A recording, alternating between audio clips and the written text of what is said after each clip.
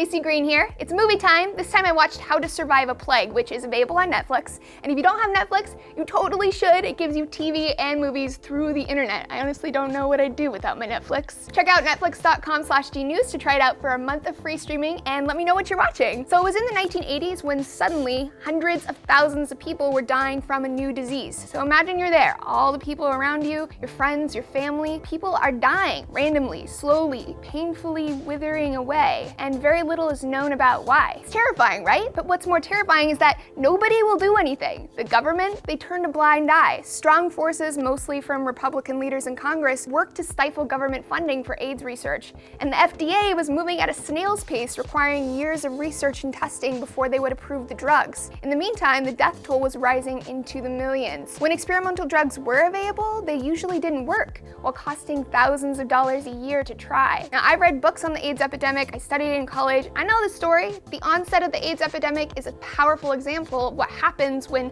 homophobia and capitalism collide. But there's something so moving about actually seeing the footage of what happened, witnessing the activists, most of which are dead now, fighting for their lives in a system that refused to acknowledge them because AIDS was seen as a gay disease. Watching as our country's leaders refused to acknowledge that the world was being faced with one of the most deadly epidemics, the most deadly plague of our time.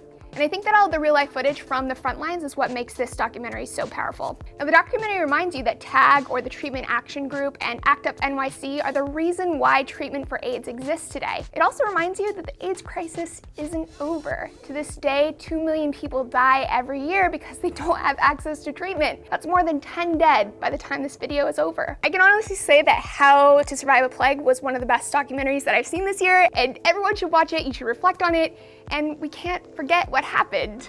If you don't have Netflix, you can check out this documentary for free by visiting netflix.com/DNews. On our next screening room, Anthony's going to be reviewing A Good Day to Die. So down below or on our Facebook page, tell us what documentaries you think we should be watching. Thanks for joining me, friends, and I'll see you next time.